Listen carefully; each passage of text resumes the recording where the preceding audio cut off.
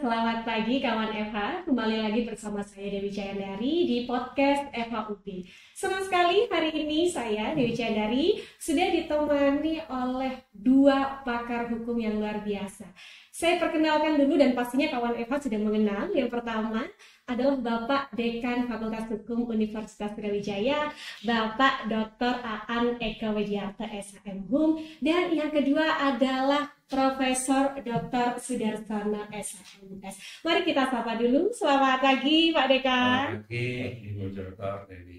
Prof. Da, selamat pagi. Pagi. Sehat? Waalaikumsalam warahmatullahi wabarakatuh. Sehat ya Pak Dekan? Prof. Da, seperti sekali ini kita tahun baru, tampilan podcast Eva UB yang lebih hits, lebih cemerlang gitu ya Pak Dekan ya. Hari ini kita akan mengulas dan membahas terkait dengan putusan Mahkamah Konstitusi yang mengabulkan permohonan mengenai ketentuan ambang batas pencalonan presiden dan wakil presiden atau yang dikenal dengan istilah presidensial threshold. Nah, hari ini, pagi ini, nanti Pak Dekan dan juga Prof. Dar akan membagi pendapatnya kepada kita bagaimana terkait putusan MK tersebut. Pertama, mungkin saya akan kepada Pak Dekan terlebih dahulu. Kita tahu Pak Dekan bahwa baru saja kemarin, lebih tepatnya Mahkamah Konstitusi mengabulkan gugatan mengenai ketentuan ambang batas pencalonan presiden dan calon wakil presiden yang bisa dikatakan presidensial threshold tidak lagi ada, begitu Pak Dekan. Saya ingin mendengar pendapat Pak Dekan terkait dengan putusan Mahkamah Konstitusi tersebut. Silakan. Terima kasih Bu Dr. Dewi, yang saya hormati juga Prof. Sudarsono, guru saya. Ini merupakan angin segar yang kedua, saya kira, Bu Dr. Dewi. Pertama, putusan MK waktu itu terkait dengan threshold juga, yakni untuk pengajuan atau pencalonan kepala daerah. Nah, di sana juga partai politik ya, punya hak untuk mencalonkan.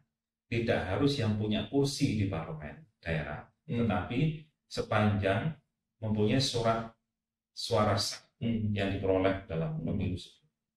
Sehingga pada waktu itu ketika ada fenomena calon tunggal, kenapa? Karena semuanya yang punya kursi ini sudah dikooptasi. Nah, sehingga dengan kooptasi itu maka yang minus-minus kursi atau kursinya tidak memenuhi persentase tidak bisa mencalonkan kepala daerah dan wakil kepala daerah. Sekarang Mahkamah Konstitusi saya kira konsisten dengan putusan yang pertama tadi untuk Pilpres. Yang kalau kita lihat di dalam Undang-Undang Dasar pasal 60, pasal 6A ayat 2, itu merupakan hak konstitusional dari partai politik atau gabungan partai politik untuk mencalonkan presiden dan wakil presiden.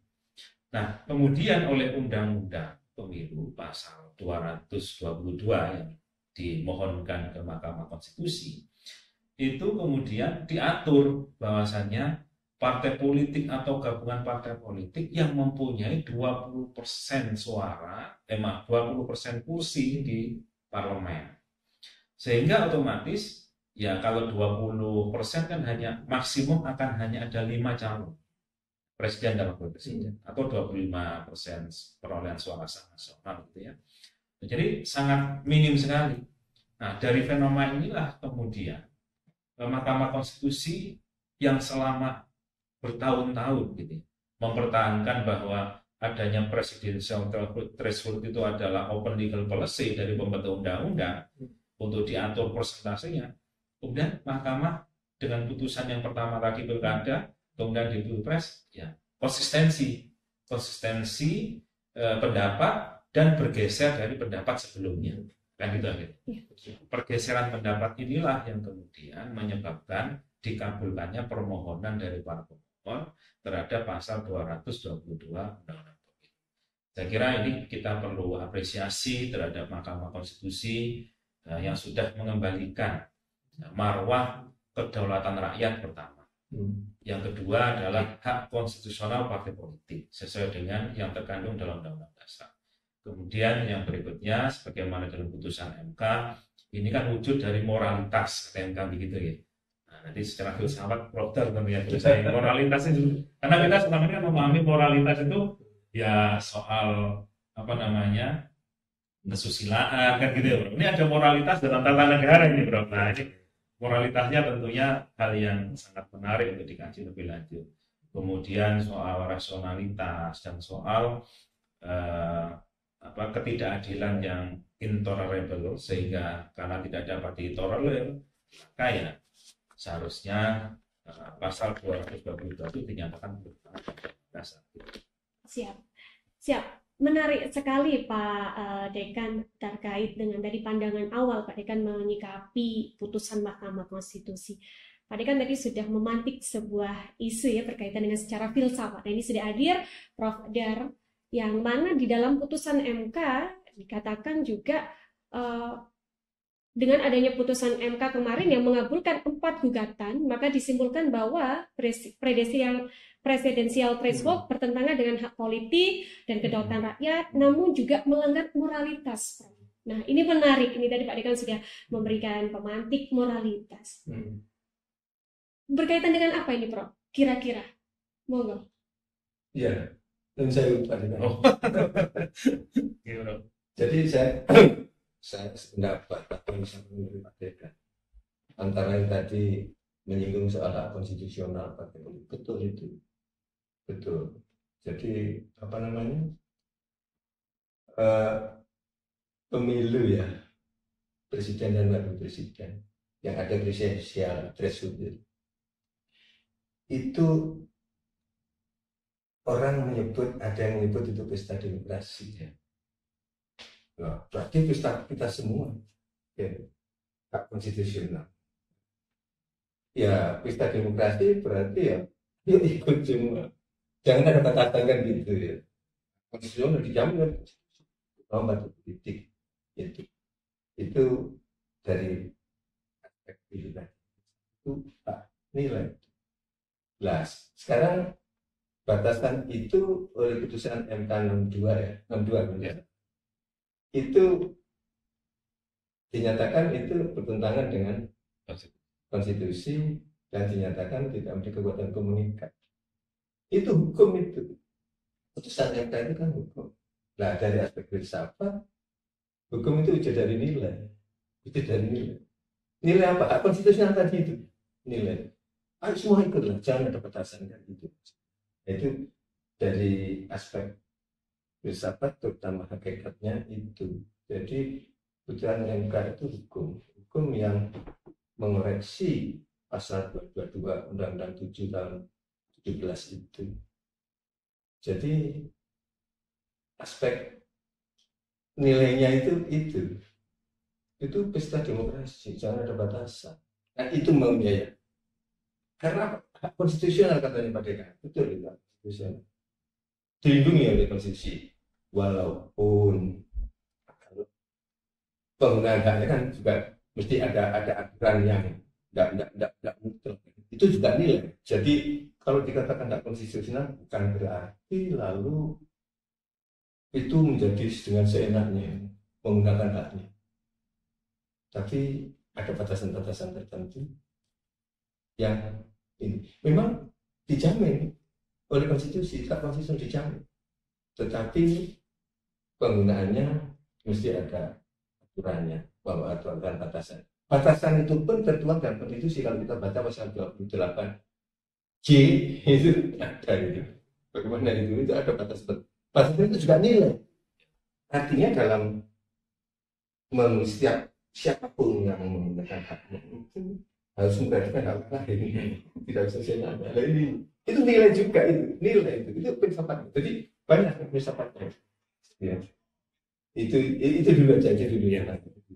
Iya, ini memang lebih kita menyikapi putusan MK ini lebih mendalam Pak Dekan dan Prof. Tadi juga menarik Pak Dekan. Saya kembali lagi ke Pak Dekan. Bagaimana yang ada di bayangan Pak Dekan nanti pemilu 2029 begitu ya? Let's say kita ada 30 partai Pak Dekan. Berarti setidaknya ada sekitar 30 calon presiden. Bagaimana Pak Dekan memandang itu? Apakah mungkin, kalau berbicara mungkin saja, tapi bagaimana Pak Dekan? Ini menarik sekali Pak. Pertama dari sisi posisi negara. Negara itu punya tugas terkait dengan hak asasi. Itu ada 4-nya. to fulfill untuk memenuhi, kemudian to protect untuk melindungi, kemudian to promote untuk memajukan, ya. Kemudian yang satu lagi adalah untuk melakukan upaya-upaya agar hak asasi manusia itu bisa tetap dinikmati. Nah, dalam konteks ini, maka yang tiga ini hak konstitusional partai politik. Berarti negara harus fulfill, harus memenuhi hak itu. Silahkan kemudian mau dimanfaatkan atau tidak, itu terserah dari partai politik. Kan begitu. Sehingga dalam posisi ini, kalau mau nanti 30 partai politik itu mengusung pasangan calon masing-masing, ya secara konstitusional itu konstitusional. Tidak ada masalah. Itu kan secara persoalannya tinggal apakah dalam hitungan-hitungan politik masuk. Ya, gitu kan. Karena untuk mengajukan seorang calon presiden itu kan tidak murah hitungan politiknya, hitungan ekonominya, ya. Harus kampanye di seluruh wilayah Indonesia. Untuk APK saja sudah berapa? Saya tidak ngomong money politik itu nggak boleh, ada yang dilarang. Tapi pengeluaran politik itu niscaya ada, ya, untuk APK, ya, alat peraga, ya. Kemudian juga untuk operasional, saksi-saksi dan sebagainya, itu kan kebutuhan yang sah, ya, bukan sesuatu yang dilarang menurut hukum, ya, karena memang seperti itulah mekanismenya. Ada saksi, ada APK, nanti ada kampanye, mendatangkan orang, misalnya Prof didatangkan untuk campaign misalnya ini kan, karena beliau sekarang sudah boleh nih. Nah, itu kan masa gratisan undang Prof, ya?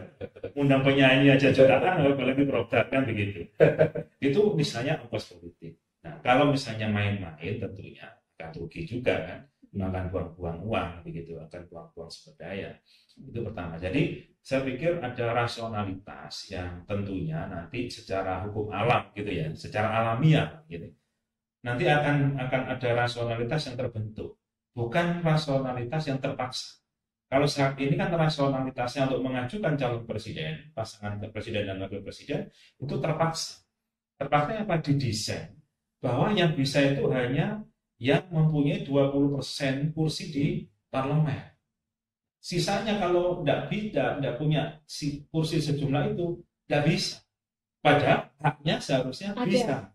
Nah, jadi saya kira tidak apa-apa ya, kita tetap aja ini sebagai sebuah kewajiban negara tadi untuk fulfill, untuk memenuhi hak asasi manusia dalam konteks hak partai politik, hak konstitusional partai politik dalam hak asasi tadi. Saya melihat ini suatu bukan euforia demokrasi, bukan, tapi membuat demokrasi kita itu demokrasi yang alami, bukan yang by design kemudian dibungkus agar seolah-olah demokrasi. Nah, ini yang enggak. Ini menarik sekali kawan Eva ya, dibungkus seolah demokrasi, menarik. Saya ke Prof Dar sekarang. Kita tahu nih Prof Dar bahwa sebetulnya mekanisme presidensial threshold itu adalah sebuah mekanisme yang bisa dikatakan didesain, kalau pinjam istilahnya Pak Dekan izin, untuk mengeliminir, untuk mencari kader-kader terbaik dari partai politik gitu. Ketika ini tidak ada, bagaimana ini? Ya siapa saja bisa gitu kan. Mungkin orang awam bisa berpendapat demikian. Bagaimana Prof Dar memandang ini? Ya, presidensial threshold itu ya ada yang memandang itu positif, ada yang memandang itu bukan, dengan alasan masing-masing. Dan saya kira terutama saya harus menghargai semua itu. Kan itu, semua itu. Kalau memang ada presidensial threshold yang pasal 222 20% dan kursi sebelumnya dan 25% suara sah nasional, itu ada yang mengatakan itu sudah itu bagus, mungkin bagus karena itu dianggap better supaya tidak semua ikut kompetisi itu. Tapi ada yang pihak yang lain merasa di Twitter lah itu hak konstitusional. Jadi sangat-sangat kita memandangnya dari sudut mana? Tentunya dari sudut kepentingan masing-masing. kepentingan yang diuntungkan yang akan mengatakan itu positif, yang dirugikan mengatakan negatif. Tapi yang jelas kalau sudah tidak ada threshold secara keseluruhan misalnya, karena yang pas putusan 62 itu kan threshold yang ada di pasal 222 yang ada 20% sama 25% persyaratan tadi. Apakah dengan itu lalu menjadi sama sekali threshold tidak ada? Nah itu yang saya masih belum tahu. Sama sekali threshold tidak ada. Jadi tidak hanya yang ada di 2222 pasal 222 itu Undang-Undang Nomor 17, tapi threshold misalnya tidak ada dengan apa gitu arahnya nanti saya belum tahu, saya harusnya belum tahu. Jadi sekali lagi kalau ketentuan ambang batas threshold itu misalnya dihapus sama sekali, ya berarti filter itu tidak ada. Kalau tidak ada filter bisa dibayangkan ya akan banyak yang ikut kompetisi kan itu. Tetapi kalau itu tetap diadakan threshold walaupun dengan ukuran yang dikurangi misalnya itu ya. Jadi itu cuma memang harus diingat tadi yang saya sampaikan bahwa kalau hak konstitusional pengguna hak itu tetap batasannya secara konstitusional. Jadi konstitusi kita tidak hanya menjamin hak konstitusional tapi juga ada batasan konstitusional. Itu yang perlu kita pahami. Jadi sehingga dengan demikian kita itu jadi enak itu berhubungan satu sama lain, tidak semaunya sendiri. Itu saja yang saya sampaikan. Ya, terima kasih. Izin Pak Dekan, ini putusan MK berarti kan akan berdampak pada pemilu tahun 2029. Istilahnya masih ada waktu 5-4 tahun ke depan Pak Dekan. Sebagai ahli hukum tata negara, bukan ahli nujum yang menerawang, tapi kesempatan kali ini saya ingin Pak Dekan menerawang gitu ya, berdasarkan analisa Pak Dekan, dampak yang atau konsekuensi yang paling signifikan seperti apa?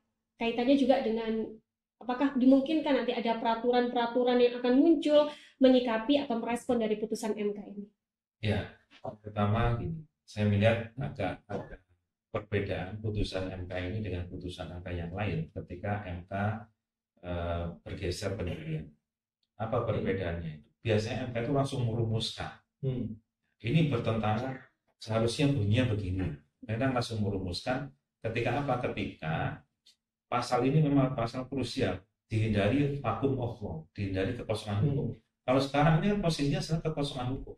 Karena ini bukan unconditional konstitusional, tapi langsung unconstitutional. Berarti pasal 222 sekarang ini sudah nggak ada.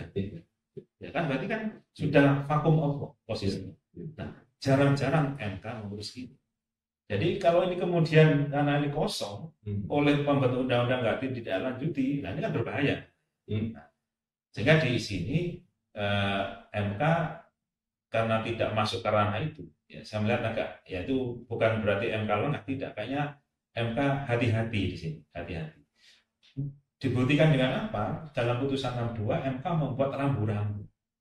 Jadi pertama menyuruh nanti ini diwujudkan pengaturannya dalam revisi undang-undang pemilu, undang-undang yang tadi ya Prof, yang 7 ya, 17 itu. Kemudian plus rambu-rambunya, jarang-jarang kayak gini. Rambu-rambunya MK itu ada 5. Mungkin kalau saya salah nanti Prof bisa mengatakan beliau yang paling. 1, silakan diatur lebih lanjut. Kalau istilah Prof mungkin delegasi gitu ya, atau gimana ini nanti Prof yang dari sisi pengaturannya. Silakan diatur lebih lanjut dalam undang-undang. Yang penting setiap partai politik atau gabungan partai politik punya hak untuk mengajukan calon presiden atau presiden. Itu yang pertama. Yang kedua, gabungan partai politik dan partai politik yang mengajukan hak itu tidak boleh dibatasi berdasarkan kursi dan perorangan suara nasional. Kata MK begitu. Yang ketiga, tidak boleh dengan adanya pembatasan itu, maka ini masyarakat atau partai politik tadi ya kehilangan haknya. Kemudian bagi partai politik yang tidak mengajukan calon, maka dikenakan sanksi. Jadi justru nanti oleh MK kalau sudah partai politik yang terverifikasi tapi tidak mengajukan calon, itu justru dikenakan sanksi. Biasanya sanksinya adalah tidak boleh ikut pemilu berikutnya. Dan yang terakhir itu adalah nanti perumusan pasalnya pengganti 222 itu harus meaningful participation. Nah, ini menunjukkan bahwa MK tidak mau masuk ke ranah positif legislature. Yang selama ini kan banyak dikritik juga, MK kok masuk membuat pasal, MK membuat norma baru. Ini kayaknya MK eliminasi, membuat vacuum of law, kemudian meminta agar pembentuk undang-undang merumuskan dengan rambu-rambu seperti ini. Saya juga mikir gimana cara membuat nanti pasal barunya, ini agak sulit juga gitu. Tapi MK sudah membuat seperti itu ya, nanti itulah tugasnya pembentuk undang-undang baik di DPR maupun di Presiden untuk merumuskan pasal baru sesuai dengan 5 rambu-rambu yang diberikan oleh Mahkamah Konstitusi. Iya. Artinya memang kemudian Mahkamah Konstitusi memberikan rambu-rambu untuk segera direspon, segera disikapi oleh pembentuk undang-undang dan juga Presiden. Baik, Pak Dekan. Saya kembali ke Prof. Dar, tadi menarik sekali Prof. Dar 2 kali menyatakan bahwa berkaitan dengan pemenuhan hak konstitusional itu tidak serta-merta langsung diterapkan, tetapi juga ada pembatasan-pembatasan konstitusional. Berkaitan dengan putusan MK ini yang ada di pandangan Prof. Dar, batasan-batasan konstitusional seperti apa ini Pak? Karena mungkin ini yang menonton juga ada mungkin dari Bapak Ibu anggota Dewan supaya juga mendapatkan pandangan. Ya, jadi ini kan putusan MK itu menguji khususnya pasal 222 Undang-Undang 7 dan 17 tentang presidensialisme itu menguji itu ya, karena ada permohonan itu, dan amar putusan dan permohonan itu jelas itu seperti itu tadi sudah Pak Dr. Anka menyampaikan, dinyatakan bertentangan dengan konstitusi dan tidak memiliki kekuatan hukum, mengikat kan itu. Jadi sudah jelas saya kira. Bagaimana nanti pengaturan berikutnya Bapak Dr. jelaskan tadi. Ini masuk ke open legal policy yang akan datang. Bagaimana pembentuk undang-undang itu mengisi open legal policy dengan berdasarkan rambu-rambu yang sudah diberikan. Itu perlu dipahami bagaimana mengisi open legal policy ini berdasarkan rambu-rambu yang sudah disampaikan tadi. Supaya nanti tidak terulang lagi. Ada permohonan lagi. Jangan-jangan kembali ke keputusan yang dulu ini. Pak Pertanyaan mengatakan ini sudah luar biasa yang kali ini ya kan itu ya. Itu threshold itu batasan itu hanya perlu penjelasan memang tentang batasan ini, memang perlu penjelasan yang sesuai dengan moralitas internal hukum itu. Memang itu harus jelas terumus dalam satu norma hukum positif yang jelas sehingga tidak menimbulkan persoalan normatif. Ya. Memang kalau kita diskusikan lebih lanjut Pak Rika dan Prof. Dar memang sangat dalam sekali putusan MK ini, mulai dari menyinggung masalah moralitas, kemudian hak politik, begitu. Artinya secara filsafat juga kita bisa menganalisis itu lebih jauh Pak Dekan dan Prof. Dar. Baik, terakhir Pak Dekan dan juga Prof. Dar, saya ingin meminta closing statement ini terkait dengan putusan MK. Bisa berupa harapan begitu ke depan seperti apa. Tentunya kan kemarin setelah kita melewati drama pemilu, pilkada yang luar biasa begitu, kemudian ada putusan MK ini, apa harapan terbesar dari Pak Dekan nanti di pemilu 2029? Monggo. Ya, pertama harapan saya adalah pemilu itu memang lahir dari kedaulatan rakyat, bukan lahir dari rekayasa hukum maupun rekayasa politik. Sehingga sebagaimana apa yang sudah terpampang apa yang kemarin dipersoalkan soal usia, kemudian diperdebatkan soal threshold, itu semua kan hasil dari suatu rekayasa hukum dan politik. Kalau memang murni kita kembalikan kepada kedaulatan rakyat, maka ya sebenarnya rakyatlah yang bisa menentukan kehendak tanpa harus didesain yang itu malah mengebiri kedaulatan rakyat itu sendiri. Makanya Mahkamah Konstitusi di sini menginginkan rekayasa konstitusional yang disebut Mahkamah sebagai constitutional engineering terhadap apa? Terhadap pengejawantahan kedaulatan rakyat agar rakyat bisa memilih menggunakan hak konstitusionalnya terhadap calon-calon yang dikehendaki oleh rakyat. Calon yang dikehendaki rakyat adalah calon yang tidak didesain tadi, tetapi calon yang bisa memunculkan ya kendaraan rakyatnya itu, sehingga orang yang punya potensi tapi tidak punya kendaraan politik itu bisa berkontestasi.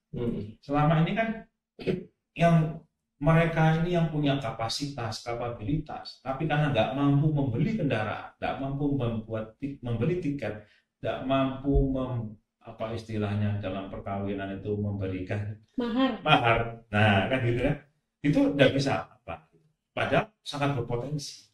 Nah, inilah yang saya kira satu hal yang positif, yang memang saya sepakat dengan Prof. Semuanya itu ya harus ada koridor hukumnya. Fungsi hukum seperti yang diajarkan Prof. kan untuk kepastian, agar manfaat kan agar adil juga. Tidak boleh hak itu sebebas-bebasnya hak, tapi kemudian melanggar ya, hak orang lain sehingga nggak ada kemanfaatannya dan nggak ada keadilannya. Yang penting pasti saya punya hak ini, saya harus dikasih ini. Tapi akhirnya malah mengabaikan kemanfaatan dan keadilan. Sepakat. Nah, tinggal kemudian kita mengejawantahkan ini agar kontestasi 2029 nanti, kalau tadi direncanakan forecast-nya, bagaimana ramalan ke depan gitu kan, saya ya semoga ini semua menjadi kontestasi orang putra-putra terbaik, putra-putri terbaik Indonesia. Ya tidak harus dia bersusah payah membeli kendaraan politik mahar yang besar, ya sehingga dia bisa berkontestasi, dan itu harapan saya. Artinya Pak Dekan turut berbahagia dengan putusan MK ini, memandang bahwa nanti pemilu 2029 dapat memberikan kesempatan yang lebih luas kepada para kader-kader bangsa yang lebih baik. Terima kasih Pak Dekan. Prof. Dar, mungkin ada yang ingin disampaikan berkaitan dengan putusan ini. Sebenarnya apa yang disampaikan Pak Dekan itu sudah mewakili itu ya, sudah sangat bagus, lengkap apa yang disampaikan Pak Dekan kepada kabinet. Ya kalau saya nambahin, saya ada kesamaan spirit lah antara pembentuk undang-undang dengan institusi yang mengoreksi itu yang menguji itu. Masih ada kesamaan spirit mengabdi untuk kepentingan bangsa negara ini. Nah, open legal policy itu ada di ranah pembentuk undang-undang, maka bagaimana mengisi open legal policy itu dari aspek filsafat, itu paham betul hakikatnya itu dari apa yang akan diisikan itu apa. Terus bagaimana mengisinya itu masalah agar supaya manfaat aksiologinya itu dari pembentuk. Kalau open legal policy itu ada di ranah pembentuk undang-undang, jika betul itu hakikat dari apa yang akan dibentuk itu apa, bagaimana membentuknya, untuk apa, itu perlu dipahami betul oleh undang-undang. Mohon maaf ini. Ya. Artinya harus ada kesamaan spirit begitu antara MK dan nanti pembentuk undang-undang begitu ya Prof. Baik, kawan MK, sangat seru sekali pembahasan kita merespon terkait putusan MK ini. Saya ucapkan terima kasih banyak kepada Pak Dekan, kepada Prof. Dar sudah berkenan hadir di podcast FHUP, memberikan pencerahan kepada kawan FH.